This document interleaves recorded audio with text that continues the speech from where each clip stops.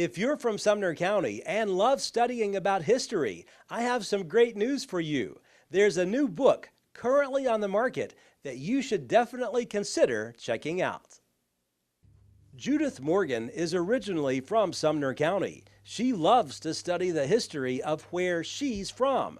She recently completed a book regarding Sumner Countyans who participated in World War I.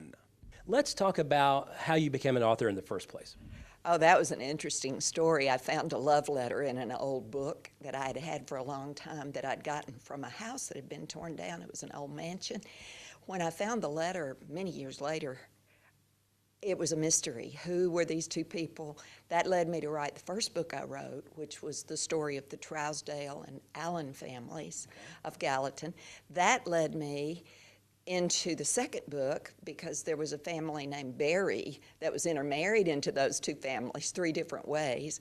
So then my second book was about the Berry family, and that's what led me into the World War I book, because I kept running into Colonel Harry Berry of the 1st Tennessee, who was a World War I hero. You're talking about the book. What is the name of the actual book? The name of the book is Sumner County in the Great War.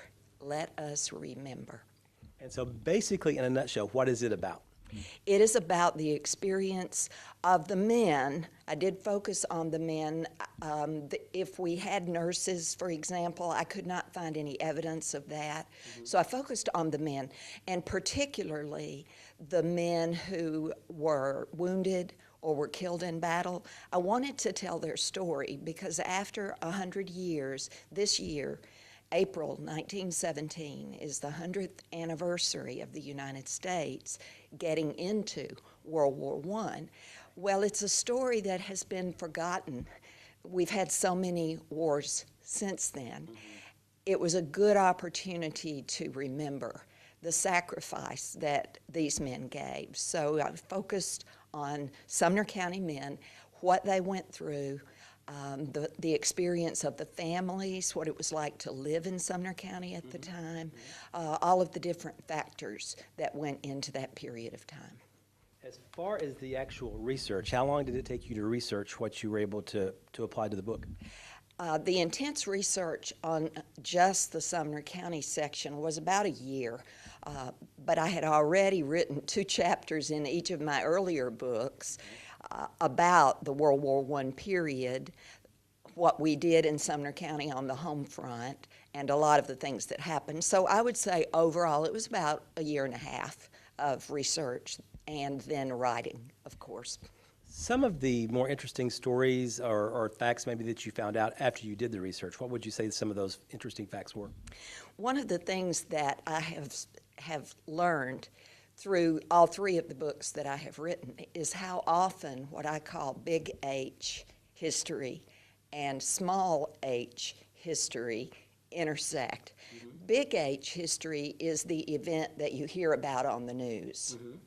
Small h history is how time and again somebody from my town or my county was there or had a part in it. And that's what I learned again and again about World War I. Some of the major things that happened, for example, leading up to World War I, we thought we were going into war with Mexico. We had no intention of entering the war in Europe. There was an event at the border in which American troops, under the command of the border general, whose name was Pershing, General Pershing led his soldiers, his border soldiers, regular Army soldiers, into Mexico. Sumner County had at least 2 men who were in those regiments who were with Pershing in Mexico before we ever got into World War I. I found that very, very interesting. When the war began and Pershing was selected to be the commander of the American Expeditionary Force, he was given the opportunity to choose the first regiments that went overseas. And they became the 1st Infantry Regiment, which everyone knows as the Big Red One, because they had a red soldier patch. We had, from Sumner County, a man who was in the very first regiment of the Big Red One when it was started. So those kinds of things, just every time you turn around, a big H event and somebody local has a connection to it. Did you also find out some interesting facts about people from Westmoreland? Absolutely. One of the things I loved about this story was that it affected the whole county. It wasn't just Gallatin or Portland, it was everywhere.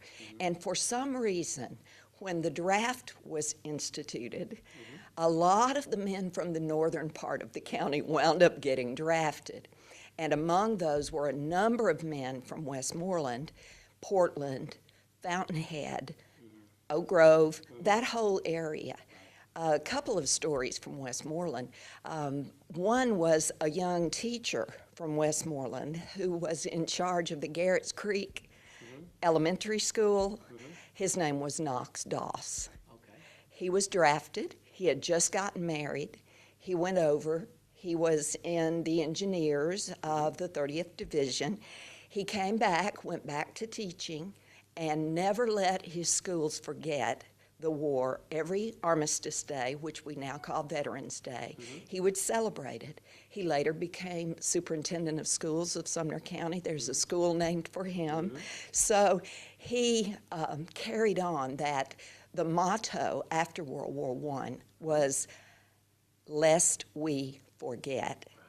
Well, we have forgotten, and that's where the name of my book comes from, Let Us Remember. So that's one story that I find very interesting from Westmoreland. Another young man, his story began on Christmas of 1916. He was a young married man, and his wife, 2 days after Christmas, died in childbirth, and the baby died. So when we got into the war in the spring, he told his family he didn't have any reason to stay, so he went and enlisted. His name was Thomas Oscar Harrison. His family ran a dry goods store in Westmoreland at the time, and I have traced his story through the book. The way I approached the book was to visit these people in 1916 and what were they doing before the war started, and then trace their steps through the war and what happened to them, and then if they survived, to bring them back and what happened after the war. So he's one of the stories that I tell. We were talking about that photograph, that big one, a moment ago. Tell me what that is all about. That is the first group of draftees who left Gallatin in September 1917. One of the legacies of World War I was the Selective Service Act. And there was a quota, and this is the first part of Sumner County sending the men off. They had a big celebration for them. They met in front of, that's the old Sumner County courthouse, which is no longer there. They met in front of the courthouse. They marched to the depot. Thousands of people were there to see them off, and as the train pulled away, the crowd was singing America. It was quite a dramatic moment. Almost all of those men were sent to Camp Sevier in Greenville, South Carolina, and became part of the 30th Division, which was nicknamed the Old Hickory Division. And they went through the war together. I call that day the most dangerous and deadly day of the war for Sumner County, because over 30% of them would be wounded or killed. What is your hope for this book as far as the people that read it and maybe what they learn from it? Well, what I learned from the book, and I think what we know from the century since this war, is that, of course, war does not end war. They believed that they were fighting the war to end all wars.